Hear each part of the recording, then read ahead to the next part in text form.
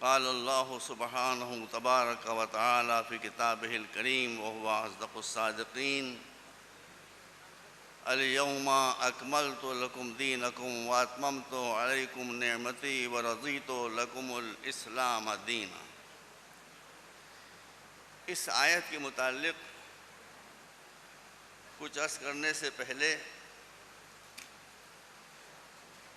میں آپ کی خدمت میں یہ عرض کرنا چاہتا ہوں کہ شعراء نے اہل بیت کی بڑی خدمت کی ہے اور ان سے جنت کا پروانہ لے لیا ہے، اس لیے کہ صحیح حدیث میں یہ وارد ہوا ہے کہ جو شخص ہماری مدحت میں، ہماری ثنا میں اور تعریف میں کوئی بیت کہتا ہے تو اللہ اس کے لیے جنت میں ایک بیت بناتا ہے، ایک گھر بناتا ہے۔ ابھی آپ نایاب ہلوری صاحب کا بہترین کلام سماعت فرما رہے تھے اور ان کے کلام سے جو نصرت اہل بیت ہو رہی تھی اس سے فیض اٹھا رہے تھے۔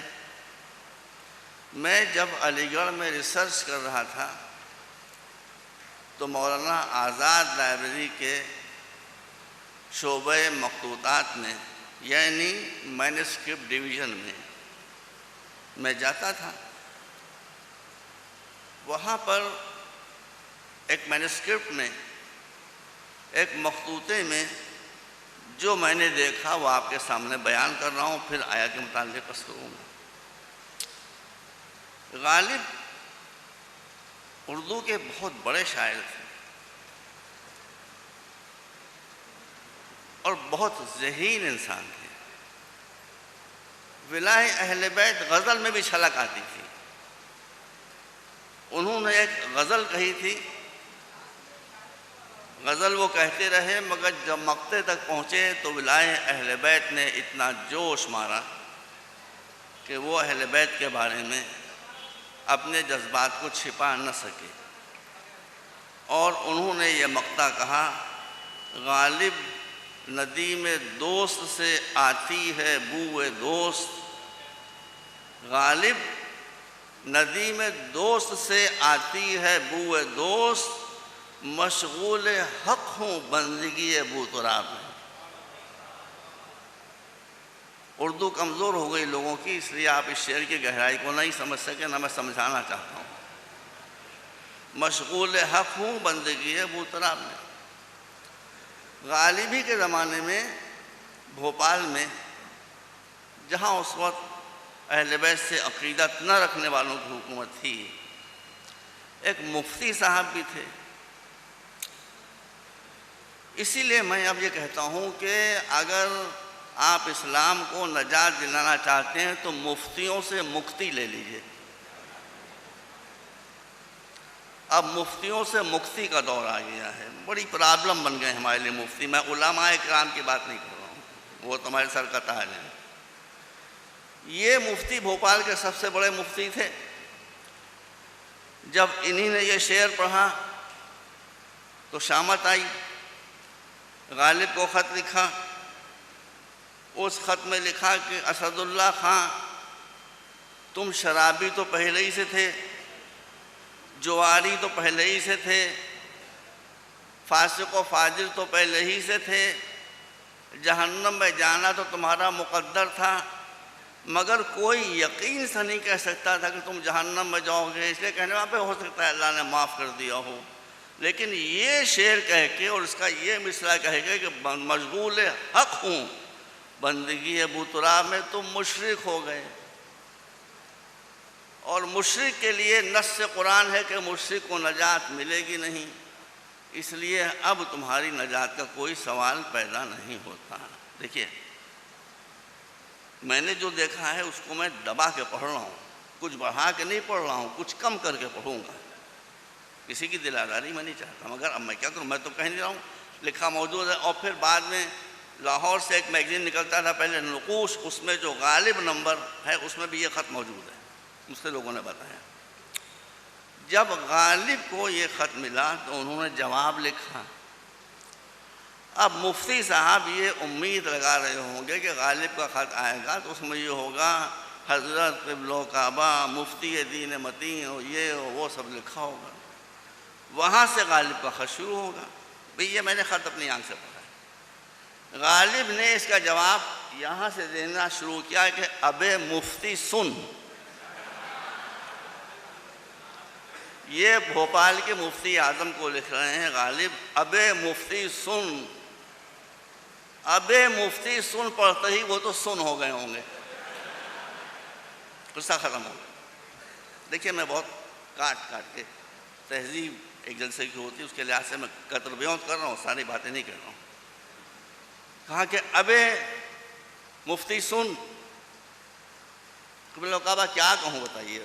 آگے وہ باتیں ہیں لکھی ہوئی ہیں کہ مشکل ہے اس کا بیان کرنا. میں غالب کے الفاظ نقل نہیں کر رہا ہوں, بڑے سخت ہیں, اس کو دبا کے کہہ رہا ہوں, کچھ بدل کے کہہ رہا ہوں. ابے مفتی سن. ایک بہت مشہور امام ہیں, ہم بھی ان کی عزت کرتے ہیں اہل سنت کے. ان کا نام لے کر کہا کہ تو فلاں امام کے مسائل کے, عورتوں کے گندے خونوں کے حوض میں غوطے کھانے والا. سب الفاظ میں نے بدل دیے, سب الفاظ میں نے بدل دیے, ورنہ وہ نام تھے یہاں پر سب. عورتوں کے نجس خون کے حوضوں میں, دیکھیے ادبیت دیکھیے, عورتوں کے نجس خونوں کے حوضوں میں غوطے لگانے والا, تجھے ساقی کوثر کا مرتبہ کیا معلوم؟ نایاب صاحب آپ ہی کی برادری کا ذکر ہے, غالب آپ کی برادری کا تھا. تو ساقی کوثر کے مرتبے کو کیا جانے؟ مفتی تجھے شرک کی تعریف نہیں معلوم اور مجھے مشرک قرار دے رہا ہے. ابے سن, ابے سن. جو کہا ہے مولانا عبدی صاحب, میں نے کسی عالم کی زبان سے نہیں سنا, مگر یہ شاعر جو کہا صحیح کہا ہے, بالکل صحیح کہا کہ سن, مشرک وہ ہے جو اللہ کے ذات و صفات و عبادت و احکام میں کسی کو شریک قرار دے, وہ مشرک. جو خاتمیت محمد مصطفیٰ میں کسی کو شریک قرار دے وہ مشرک, اور جو ولایت و امامت مرتضوی میں کسی کو شریک قرار دے وہ مشرک. صحیح ہے بالکل. اب میں اس کی تفصیل بیان کرتا ہوں, بالکل صحیح بات کی اس نے. اس کے بعد لکھا ہے کہ تو نے مجھے لکھا ہے کہ میں جہنم میں جلوں گا, تو یہ تو مجھے بھی معلوم ہے کہ جہنم میں جلوں گا, یہ تو مجھے ہی معلوم ہے کہ جہنم میں جلوں گا, لیکن تجھے یہ نہیں معلوم ہے کہ میں جہنم میں کیوں جلوں گا. تو سن, میں جہنم میں اس لیے جلوں گا کہ جہنم, یہ غالب کے علاوہ کوئی لکھ نہیں سکتا. میں جہنم میں اس لیے جلوں گا کہ میں جہنم کی آگ کا ایندھن بن کر تیرے ایسے دشمنان علی کے لیے آتش جہنم کو کچھ اور تیز کروں. یہ لکھنے کے لیے بڑی جرأت کی ضرورت تھی, یہ لکھنے کے لیے بڑی ایمان کی ضرورت ہے. تو شاعروں کی بڑی خدمتیں ہیں, اہل بیت نے شاعروں کی بڑی قدر کی ہے. شاعر اگر کچھ گڑبڑ بھی ہوئے ہیں تو ان کے لیے بھی سافٹ کارنر مجھے اہل بیت میں دکھائی دیتا ہے. دوسرا دور تھا حضور کے بعد. ایک شرابی پکڑ کر لایا گیا دربار خلافت میں, نشے میں جھومتا ہوا آیا تھا. خلیفہ نے حکم دیا کہ اسے 80 کوڑے لگاؤ. 80 کوڑے, بھائی چابک تھوڑی ہوں, کوڑے زبردست, وہ آدمی مر جائے 80 کوڑوں میں. تو کہا 80 کوڑے لگاؤ. 80 کوڑے لگانے کے بعد خلیفہ نے پوچھا کہ پھر پیے گا شراب؟ وہ بھی ایسا پکا تھا کہ اس نے جھوم کے کہا کہ پھر پیوں گا, پھر پیوں گا. 80 کوڑے اور مارو اس کو. اتنے مولا علی آ گئے, کہا کہ پہلے 80 کوڑے لگائے وہ تو صحیح ہے, دوسرے 80 کوڑے کیوں لگ رہے ہیں؟ کہا کہ آپ دیکھتے نہیں یہ 80 کوڑے کھانے کے بعد بھی اتنا پکا شرابی کہہ رہا ہے کہ پھر پیوں گا. کہا نہیں، اب کوڑے نہیں لگ سکتے. قرآن سے یہ استدلال سوائے وارث قرآن کے کوئی کر نہیں سکتا. کہا کیوں؟ کہا قرآن اس کی اجازت نہیں دیتا. نائب صاحب، کہا قرآن اس کی اجازت نہیں دیتا. کہا قرآن نے کہا روکا؟ کہا روکا تم کو دکھائی نہیں دیتا. کہا پڑھو سورہ شعراء. سورہ شعراء شروع ہوا، مولا علی نے چند آیتیں شروع کی پیش کی. اس کے بعد کہا کہ جہاں پر اس سورے میں شعراء کا تذکرہ ہو رہا ہے، 80 کوڑے کیوں لگے اس کے؟ یہ کہتا ہے کہ میں پھر پیوں گا، اس لیے 80 کوڑے لگے.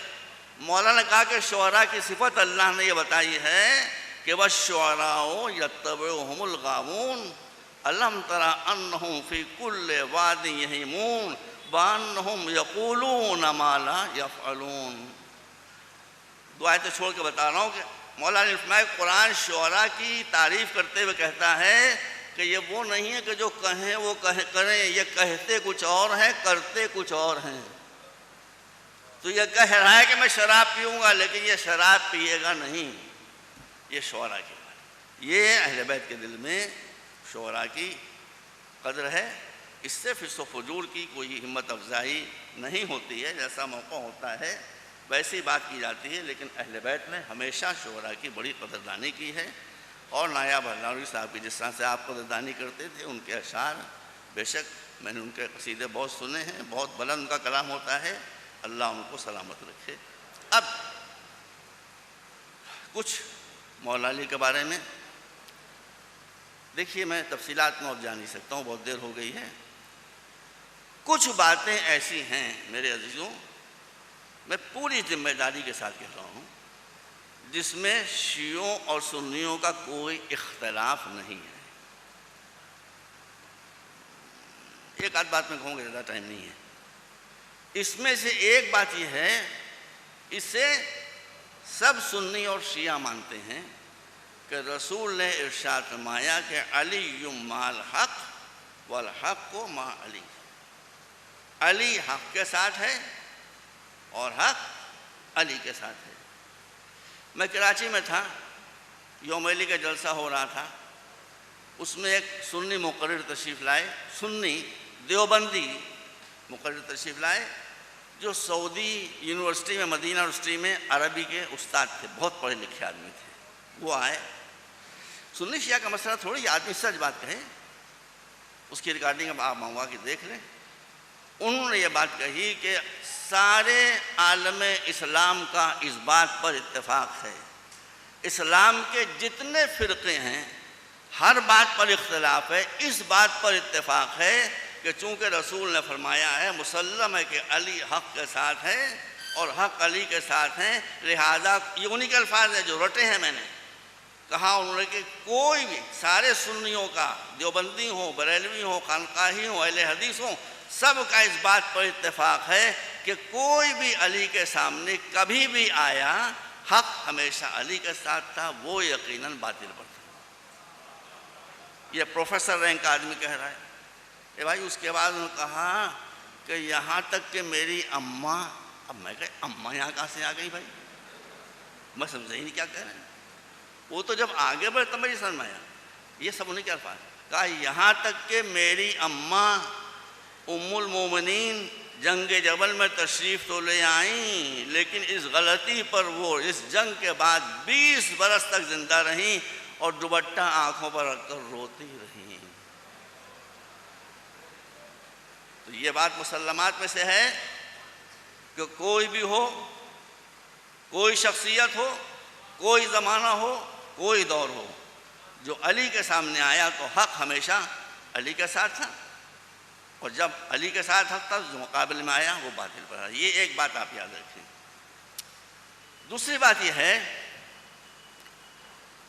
کہ سچے امام کی پہچان یہ ہے، بہت سی پہچانیں، میں ایک پہچان عرض کر رہا ہوں آپ کے سامنے. پہچان یہ ہے کہ امام برحق استاد سب کا ہوتا ہے، شاگرد کسی کا نہیں ہوتا. امام شاگرد کسی کا نہیں ہوتا ہے.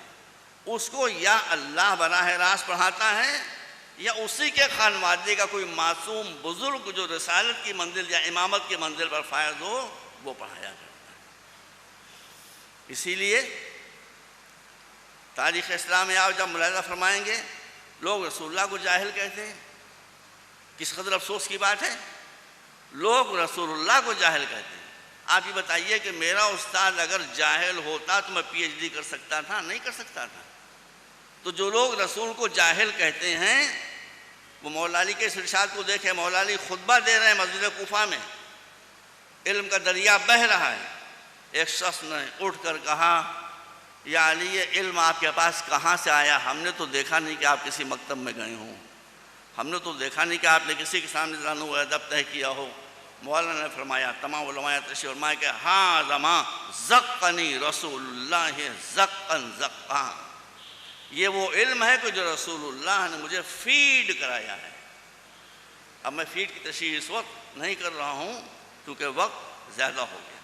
تو جس کا استاد رسول، جب علی ایسے شاگرد کا استاد تھا، اور شاگرد کا مرتبہ یہ تھا کہ وہ کہتا تھا کہ جو پوچھنا چاہو پوچھو، قبل سے میں دنیا میں نہ رہوں، تو علم رسول کا اندازہ کیا جا سکتا ہے۔ ابھی جو تقریر میں نے کی تھی در زینب پر ورسوا میں، اس میں نے عرض کیا تھا اور یہاں وقت ہوتا تو عرض کرتا کہ تاریخ اسلام علی سے شروع ہوتی ہے، علی کا ہاتھ پکڑ کر چلتی ہے، جب تک علی زندہ رہتے ہیں وہ ان کا دامن چھوڑنے پر تیار نہیں ہوتی۔ یہ دوسری بات ہے کہ تاریخ نے زندگی بھر جس کا ہاتھ پکڑا، رسول کی وفات کے بعد اس کو تاریخ سے حذف کر دیا گیا۔ یہ ایک ایسا معمہ ہے کہ جس کا جواب میرے پاس نہیں ہے۔ تو رسالت کی تاریخ کہاں شروع ہوتی ہے؟ دعوت ذو العشیرہ سے۔ جب آیت اتری کہ وانذر عشیرتک الاقربین، پیغمبر اپنے قرابت داروں کو ڈرائیے، پیغمبر نے سب کو بلایا، علی کو محتمم قرار دیا، علی نے سب کے کھانے کا انتظام کیا، آئے لوگ، کھانا کھایا، ابو لہب سب کو اٹھا کر لے گیا۔ دوسرے دن پھر لوگ جمع ہوئے، کھانا کھایا، پھر ابو لہب سب کو اٹھا کر لے گیا، پیغمبر کو بات کرنے نہ دی۔ تیسری روز پیغمبر نے کہا کہ بھائی تم لوگ آتے ہو، کھانا کھا کر چلے جاتے ہو، میں تم کو بتانا بھی چاہتا ہوں۔ پھر آپ نے بتایا کہ میں خدا کا رسول ہوں، اس نے مجھے بشیر و نذیر بنا کر بھیجا ہے۔ میں نے جو بات وہاں عرض کی تھی اس کو دوہرا دینا یہاں بھی نامناسب نہ ہوگا۔ پیغمبر یہ فرما رہے تھے کہ ابو لہب اٹھا اور اس نے انتہائی، توجہ فرمائیے گا، انتہائی گستاخانہ لہجے میں پیغمبر سے خطاب کرے گا کہ بس آگے میں نہیں پڑھ سکتا، چپ ہو جا۔ بہت تمیزے کا اس بات اس نے جملے استعمال کیے، اسے میں دوہرا نہیں سکتا، شان رسالت خلاف ہے، چپ ہو جا۔ جیسے ہی ابو لہب نے یہ کہا ویسے ہی ابو طالب ادھر سے اٹھے۔ اٹھنے کے بعد انہوں نے انتہائی جلال کے ساتھ ابو لہب سے خطاب کرتے ہوئے کہا اسکت انت یا ابا لہب تبت یداک۔ میں تاریخ میں جملے دکھا سکتا ہوں، ابو لہب تو چپ ہو جا، تبت یداک، تیرے دونوں ہاتھ ٹوٹ جائیں۔ دفاع پیغمبر میں اللہ کو ابو طالب کا یہ جملہ اتنا پسند آیا کہ ابو لہب کی مذمت میں جب سورہ اترا تو کوئی دوسرا جملہ اختیار نہیں کیا گیا، یہیں سے مذمت شروع ہوئی، تبت یدا ابی لہب وتب۔ یہ کلام ابو طالب کی مقبولیت، یہاں سے اسلام کی تاریخ شروع ہوتی ہے اور غدیر پر ختم ہوتی ہے۔ درمیان کی ساری کڑیاں میں نے حذف کر دی۔ غدیر جب پیغمبر اپنے آخری حج کے بعد پلٹ رہے تھے، اتنا میں عرض کر دوں کہ جو کچھ میں عرض کر رہا ہوں اس کے ادنا جزیات سے تو اختلاف کیا جا سکتا ہے، چھوٹی موٹی باتوں سے، بطور کل اس واقعے سے کسی میں ہمت نہیں ہے کہ انکار کر سکے۔ 120 صحابہ سے یہ حدیث موجود ہے۔ تو اب پیغمبر جا رہے ہیں اور آج حاجیوں کا ہجوم ہے، 1,40,000 یا 1,20,000 یا 1,60,000۔ غدیر خم ایک چشمہ ہے، عین دوپہر کا وقت، چلچلاتی ہوئی دھوپ، لو کے چلتے ہوئے جھکڑ، اور اسی میں جبرائیل آتے ہونے کے بعد کہتے ہیں کہ یا ایھا الرسول بلغ ما انزل الیک من ربک وَإِن لَّمْ تَفْعَلْ فَمَا بَلَّغْتَ رِسَالَتَهُ وَاللَّهُ يَعْصِمُكَ مِنَ النَّاسِ۔ اے رسول، جو حکم ہم نے دیا ہے آپ کو، بس یہی موقع ہے کہ آپ اسے پہنچا دیں، اور اگر آپ نے یہ حکم نہ پہنچایا تو گویا کوئی کار رسالت ہی انجام نہیں دیا۔ پیغمبر رک گئے، کچھ لوگ آگے بڑھ گئے تھے، کچھ پیچھے رہ گئے تھے۔ تاریخ کو دیکھیں آپ، پیغمبر نے حضرت سلمان فارسی اور حضرت ابوذر غفاری سے کہا کہ تم ان لوگوں کو جو آگے بڑھ گئے ہیں ان کو پیچھے بلاؤ، جو پیچھے رہ گئے ان سے کہو کہ جلدی سے آگے بڑھیں۔ سلوگن کیا دیا گیا؟ کہو حی علی خیر العمل۔ تاریخ میں ہے حی علی خیر العمل۔ دونوں صحابی ادھر ادھر چلے، حی علی خیر العمل، حی علی خیر العمل۔ پیغمبر کچھ بہت اہم بات کہنا چاہتے ہیں، پلٹ کراؤ، پیچھے ہٹو، آگے بڑھو۔ جب سب ایک نقطے پر جمع ہو گئے تو پیغمبر نے کہا مجھے ممبر چاہیے ہے۔ ان کا حضور یہ مدینہ نہیں ہے، کہاں سے ممبر لائیں؟ توجہ فرمائیے گا، کہاں ممبر بنا لو، نہیں ہے تو بنا لو، کاہے کا بنائیں؟ اب دیکھیے جو تاریخ میں وہی پڑھوں گا، اپنی طرف سے کسی بات کا اضافہ نہیں کروں گا۔ پیغمبر نے کہا یہ جو حاجی صاحبان آئے ہیں، اب انہیں اشارہ کیا اشارہ نہیں کیا میں نہیں جانتا، یہ کہا کہ 3 پالان لے لو، سیڈلز ہوتے ہیں، اس کے تلے اوپر رکھو، اس کا ممبر بنا دو۔ مجھے نہیں معلوم کہ وہ 3 صحابہ کون تھے جن کا پالان لیا گیا۔ ایک بات آپ کے سامنے بتا دوں، اس مجمع میں اگر کوئی صاحب آئے ہوں ایسے جن کے بارے میں محبتاً یا عداوتاً میں یہ چاہتا ہوں کہ مجلس و محفل کے خاتمے کے بعد بھی وہ یہاں بیٹھے رہیں، مگر میں مناسب نہیں سمجھتا کہ ان سے کہوں اور دوسرے بھی سنیں، تو میں چپکے سے ان کے پاس جاؤں گا اور کہوں گا بھائی آپ تشریف لائیں، آپ کا بہت بہت شکریہ، آپ اپنی کار کی چابی ذرا مجھے عنایت کر دیجئے۔ اور جب وہ کار کی چابی مجھے دیں گے تو پھنس جائیں گے، اس لیے کہ جب کار ان کے پاس ہوگی، چابی میرے پاس ہوگی تو وہ کار چل نہیں پائے گی۔ شاید رسول بھی حسن و خوبصورتی کے ساتھ یہی کر رہے تھے۔ جن لوگوں کے میدان غدیر سے جانے کا اندیشہ تھا، ان کے پالان لے کر اسی کا ممبر بنا لیا کہ اب تم کہاں جاؤ گے۔ تو غدیر کے میدان میں پالان شتر کا ممبر بنا اور پیغمبر اس کے اوپر تشریف لے گئے۔ بس میں زیادہ نہیں پڑھ سکتا، گرمی بہت تیز ہو رہی ہے۔ اور ایک فصیح و بلیغ خطبہ آپ نے ارشاد فرمایا۔ تمام مسلمات میں سے علامہ امینی کی آپ دیکھ رہے ہیں الغدیر کی ساری جتنے اسی مضمون سے بھری ہوئی ہیں۔ اس کے بعد آپ نے کہا کہ تمام مجمع 1,40,000 حاجیوں کا مجمع، اس کے درمیان پیغمبر فرماتے ہیں ایک خطبہ فصیح و بلیغ کے بعد جس کو میں حذف کر رہا ہوں، فرماتے ہیں کہ الست اولیٰ بکم من انفسکم، کیوں حاجیوں، کیوں مسلمانوں، یہ بتاؤ کہ میں تم پر تمہارے نفس سے بہتر حاکم نہیں ہوں؟ اگر لوگوں کو یہ معلوم ہوتا کہ بلا کہنے کے بعد کون سی بلا آ جائے گی تو بلا نہ کہتے، جھونک میں کہہ گئے بلا، اس بلا کے ساتھ دوسری بلا آ گئی۔ کہا کہ جب تم اقرار کر رہے ہو کہ میں تم پر تمہارے نفسوں سے بہتر حاکم ہوں تو سنو، ان اللہ ہوا مولائی وانا مولاکم ومن کنت مولاہ فہذا علی المولا، اللہ میرا مولا ہے، میں تمہارے اقرار کے موجب تمہارا مولا ہوں۔ اب تک میں ترجمے کو ذرا بدل رہا ہوں اور میں تفسیر میں جا سکتا، میرے خیال میں صحیح ترجمہ یہ ہے، میرے خیال میں، میرا خیال غلط ہو، میرے خیال میں صحیح ترجمہ یہ ہے، کنت ماضی کا صیغہ ہے، صحیح ترجمہ یہ ہوگا کہ اب تک جس کا میں مولا تھا اب آج سے علی اس کے مولا ہیں۔ اب کیا کریں لوگ؟ ان کا کہ رسول نے کہا مولا، مولا کے تو بہت سے معنی ہیں، مجھے بھی معلوم ہے، مولا کے معنی آقا کے بھی ہیں، مولا کے معنی غلام کے بھی ہیں، مولا کے معنی مددگار کے بھی ہیں، بہت سے معنی ہیں، بہت سے معنی لفظ مولا کے۔ میں آپ کو بتانا چاہتا ہوں، اردو زبان میں بتاؤں آپ کو، ہر زبان میں بہت سے الفاظ ایسے ہوتے ہیں کہ جن کے الگ الگ معنی ہوا کرتے ہیں۔ مثلا اردو زبان میں ایک لفظ ہے آدمی، ہے کہ نہیں ہے؟ اب آپ لکھنؤ سے دور ہو چکے، میں تو لکھنؤ کی بولی بول رہا ہوں، زبان بول رہا ہوں، آپ کو بھی احساس ہوگا۔ ایک لفظ ہے اردو میں آدمی۔ آپ بمبئی میں ٹھہرے ہوئے تھے، لکھنؤ سے ٹیلی فون آیا کہ ایک خاتون فلاں فلائٹ سے لکھنؤ سے بمبئی آ رہی ہیں، آپ ان کو ایئرپورٹ پر ریسیو کر لیجئے۔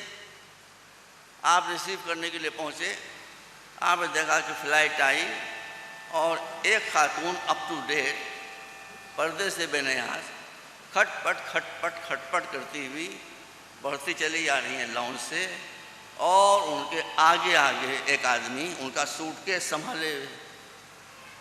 جب وہاں پہ قریب آئیں تو آپ نے پوچھا کہ آپ کو تم نے پہچان لیا، یہ کون ہے جو آپ کا سوٹ کیس لیے ہوئے آپ کے آگے آگے جا رہا ہے؟ ان کا یہ میرا آدمی ہے۔ یہاں آدمی کے معنی کیا ہوں گے؟ میں پوری جتنی اردو جانتا ہوں اس کے لحاظ سے کہہ رہا ہوں۔ جب کوئی آدمی سوٹ کیس اٹھا کر کسی بیگم کے آگے آگے چلے، کسی خاتون کے آگے آگے چلے، تو آدمی کے معنی ہوتے ہیں یہ میرا نوکر ہے، جو میرا نوکر ہے، جو میرا سوٹ کیس اٹھائے ہوئے آگے آگے جا رہا ہے۔ ایک دوسرا موقع آیا، پھر آپ پر ٹیلی فون آیا ایک اور خاتون کے بارے میں، تو ان کو ریسیو کر لیجئے۔ آپ جب ان کو ریسیو کرنے پہنچے تو آپ نے دیکھا ایک اور خاتون کھٹ پٹ کرتی ہوئی آ رہی ہیں، اور ایک آدمی ان کے پیچھے آ رہا ہے سوٹ کیس اٹھائے ہوئے۔ آپ نے پوچھا یہ آپ کے پیچھے جو سوٹ کیس اٹھائے ہوئے آ رہے ہیں یہ کون ہے؟ ان کا یہ میرے آدمی ہیں۔ تو اگر آپ زبان کی نزاکتوں سے واقف ہیں تو سمجھ لیں گے کہ پہلی مرتبہ جب آدمی کہا تو مراد تھا نوکر، دوسری مرتبہ جب آدمی کہا تو اس سے مراد ہے شوہر۔ شوہر بھی آدمی ہوتا ہے، محاورے میں شوہر کو آدمی کہا جاتا ہے۔ فرق صرف اتنا ہوتا ہے مقدر بھی دونوں کا ایک ہے، دونوں کو سوٹ کیس اٹھانا پڑے گا۔ جو عورت کے آگے سوٹ کیس اٹھائے چلے وہ ہوگا نوکر، جو پیچھے پیچھے چلے وہ ہوگا شوہر۔ اس سے زیادہ کوئی فرق نہیں ہوتا ہے۔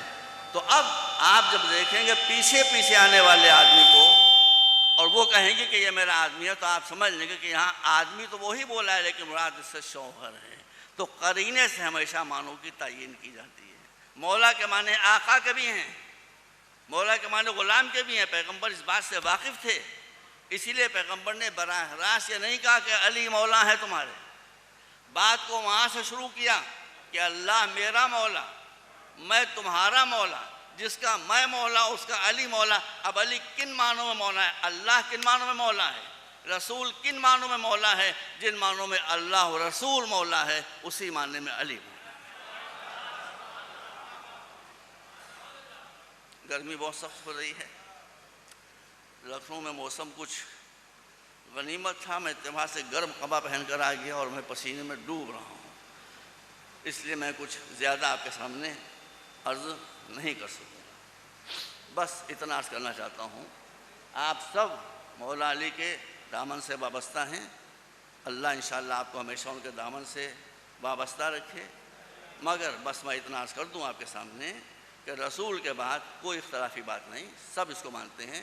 رسول کے بعد دو سلسلے چلے، ایک خلافت کا سلسلہ چلا، ایک امامت کا سلسلہ چلا۔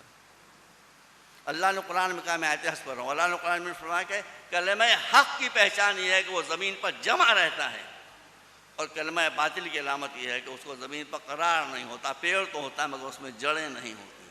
تو اس کا مطلب ہے کہ جو کلمہ حق ہوتا ہے اس کو ہمیشہ قرار رہا کرتا ہے، کلمہ باطل کو کبھی قرار نہیں ہوتا۔ دو سلسلے چلے، ایک امامت کا سلسلہ چلا اور ایک خلافت کا سلسلہ چلا۔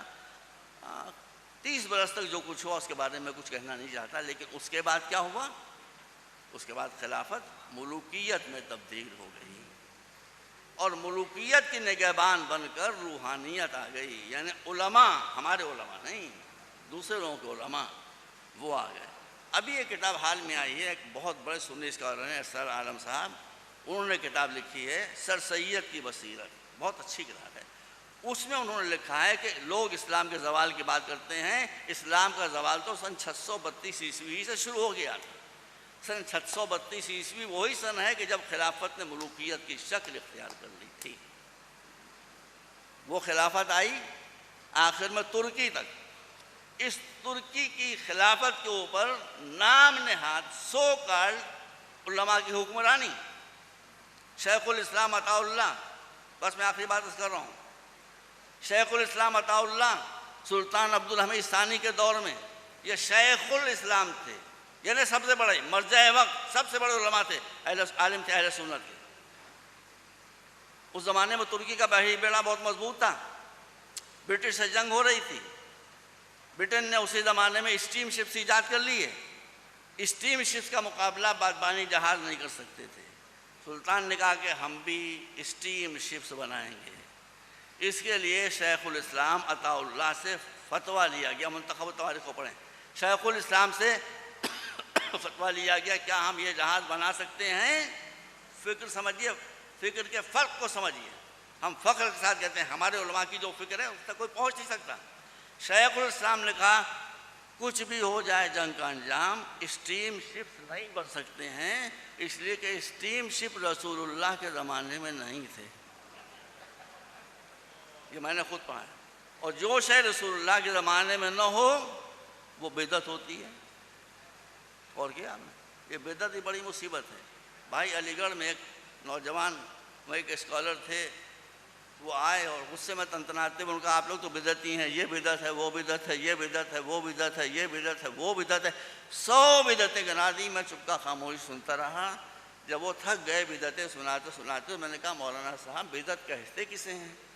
چلے بدعت وہ شے ہوتی ہے جو رسول کے زمانے میں نہ ہو اور اب آپ اسے ایجاد کر دیں، وہ بدعت ہے.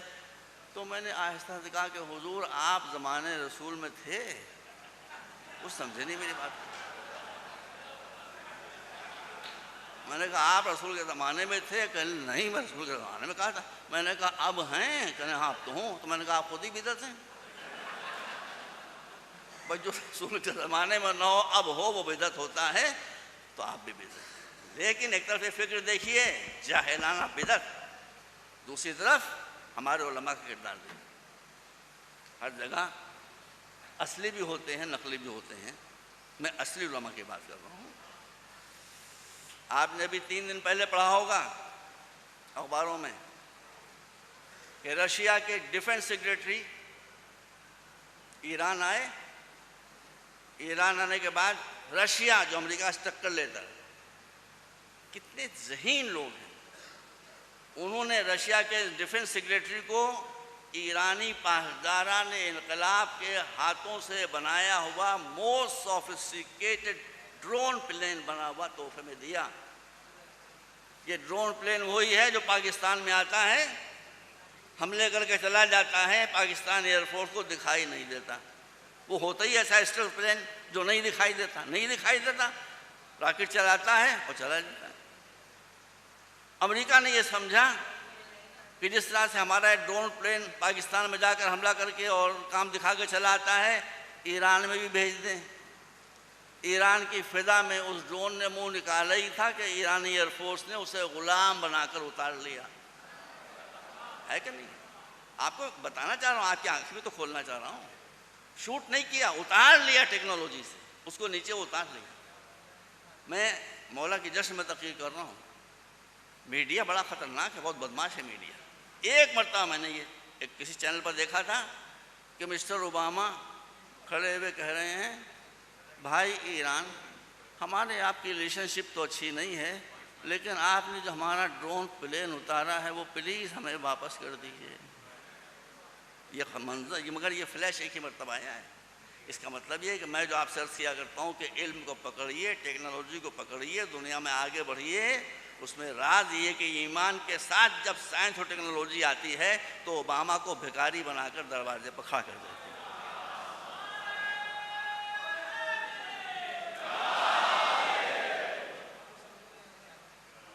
بس تو جب وہ ڈیفنس سیکریٹری آیا تو ایران نے جو موسٹ ایڈوانس ڈرون پلین، میں آپ کو بتا رہا ہوں، میں علم پر تقریر ضرور کرتا ہوں، آج میں نے اس دن کے احترام میں کچھ نہیں کہا لیکن ایک جملہ کہہ رہا ہوں، دیکھ لیجیے آپ.